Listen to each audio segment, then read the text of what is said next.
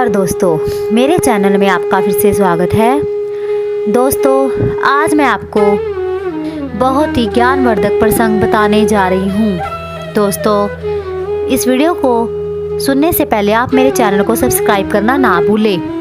तो दोस्तों, आज मैं आपको ऐसी एक कहानी सुनाऊंगी जो बहुत ही ज्ञानवर्धक है। दोस्तों, किसी नगर में 4 बहनें रहती थी जिनका नाम भूख, प्यास, नींद और आशा था। उन 4 बहनों में एक दिन एक विवाद खड़ा हुआ कि हम सबसे बड़ा कौन है। भूख कहती मैं बड़ी हूँ, प्यास कहती मैं बड़ी हूँ, नींद कहती मैं बड़ी हूँ और आशा कहती कि नहीं, मैं सबसे बड़ी हूँ। ऐसे ही इस विवाद को चलते चलते कई दिन बीत गए। फिर वो चारों एक दिन नगर के राजा के पास गई।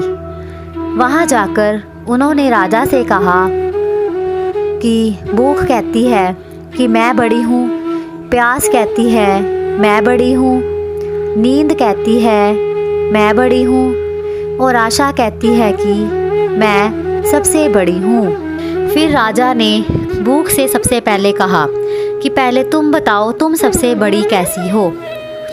भूख ने कहा, राजा, कि जब घर में चूल्हा चलता है तो अच्छे अच्छे पकवान बनाए जाते हैं, फिर थाली में डालकर वह पकवान परोसे जाते हैं, तब मैं इन्हें बड़े चाव से खाती हूँ, तो मैं सबसे बड़ी हूँ। इस पर राजा ने अपने सैनिकों से कहा कि नगर में घोषणा कर दो कि आज के बाद किसी भी घर में चूल्हा नहीं जलेगा। सारे सैनिकों ने ऐसा ही किया। नगर में किसी के घर में चूल्हा नहीं जला। फिर भूख इधर उधर घूमने लगी, उसे कहीं भी भोजन नहीं मिला। आखिर में वह घर में पड़ी बासी रोटियां ही खाने लगी। ये सब देखकर प्यास राजा के पास गई। उसने बोला, राजन, भूख हार गई है क्योंकि वह घर में पड़ी बासी रोटियां ही खा रही है। फिर राजा ने प्यास से कहा कि तुम बताओ, अब तुम कैसे बड़ी हो। फिर प्यास ने कहा कि मेरे ही कारण लोग कुएं बनवाते हैं, पानी का संचयन करते हैं, बर्तनों में पानी भर भर कर रखते हैं, मुझे बहुत ही ज़रूरत समझते हैं और कभी किसी बर्तन में भरकर मुझे पानी देते हैं तो उसे मैं पीती हूँ, इसलिए मैं बहुत बड़ी हूँ। यह सुनकर राजा ने अपने सैनिकों को आदेश दिया कि जाओ, पूरे राज्य में कह दो कि कोई भी कुएं ना खुदवाए, कोई भी बर्तनों में पानी भरकर ना रखे, सभी तालाबों और कुओं में कड़ा पैरा लगा दो ताकि कोई भी पानी ना भर पाए। देखते हैं कि जब प्यास को प्यास लगेगी तो वह क्या करेगी। फिर पूरा दिन बीत गया, रात भी बीत गई। फिर प्यास को जब प्यास ताने लगी तो वह इधर उधर बटने लगी, उसे कहीं भी पानी नहीं मिला। तो वह मजबूर होकर गड्ढे का पानी पीने लगी और नींद यह सब कुछ देख रही थी। वह तुरंत राजा के पास जाकर बोली कि राजन, प्यास हार गई, वह गड्ढे का पानी पी रही है, इसलिए मैं सबसे बड़ी हूँ। क्योंकि राजा ने बोला, तुम कैसे बड़ी हो।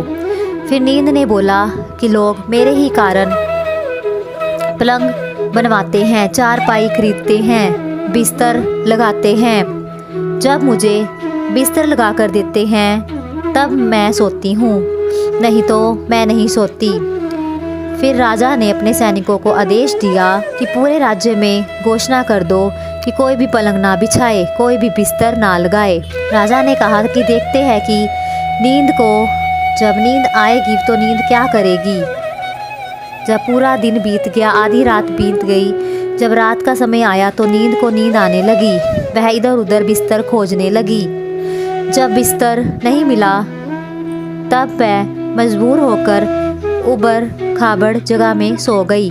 आशा यह सब कुछ देख रही थी। उसने राजन से कहा कि राजा, देखो, नींद भी हार गई है, मैं ही बड़ी हूँ, मैं आशा हूँ, मैं सबसे बड़ी हूँ, क्योंकि नींद तो उबड़ खाबड़ जगह में भी सो गई है। राजा ने कहा, तुम कैसे बड़ी हो। आशा ने कहा, मैं इसलिए बड़ी हूँ क्योंकि लोग मेरे कारण ही काम करते हैं, नौकरी धंधा करते हैं, मजदूरी करते हैं, परेशानियां उठाते हैं, लेकिन आशा के दीप को बुझने नहीं देते। उन्हें उम्मीद होती है। फिर राजा ने अपने सैनिकों को उपदेश दिया कि जाओ पूरे राज्य में घोषणा कर दो कि कोई भी नौकरी पर ना जाए, कोई भी मेहनत मजदूरी ना करे, कोई भी आशा के दीप को ना जलाए। आशा को जब आस जगेगी तब देखते हैं कि आशा क्या करती है। सैनिकों ने वैसा ही किया, पूरे नगर में ऐसी घोषणा करवा दी। फिर आधा दिन बीता, रात बीती। आशा को जब आस लगी फिर वह इधर उधर गई। चारों तरफ सन्नाटा था। फिर एक कुम्हार टिमटिमाते दीपक में भी काम कर रहा था। फिर वह वहां जाकर टिक गई। फिर कुम्हार ने देखा, फिर उसका सोने का दीपक जो था सोने का बन गया, महल बन गया सोने का। दोस्तों, जिस प्रकार कुम्हार की आशा पूरी हुई क्योंकि वह आस लगाकर काम कर रहा था, उसी प्रकार आप लोगों की भी आशा पूरी हो। आप भी अपना आशा का दीप प्रज्वलित करके काम करें। दुआ करते हैं कि आपकी भी आशा पूरी हो। तो राजा ने बोला कि इस बार जीत आशा की ही हुई है, जहां आशा तहाँ वासा हुई। दोस्तों, कैसी लगी मेरी वीडियो? लाइक, कमेंट, शेयर करके बताना और मेरे चैनल को सब्सक्राइब करना ना भूलें। धन्यवाद।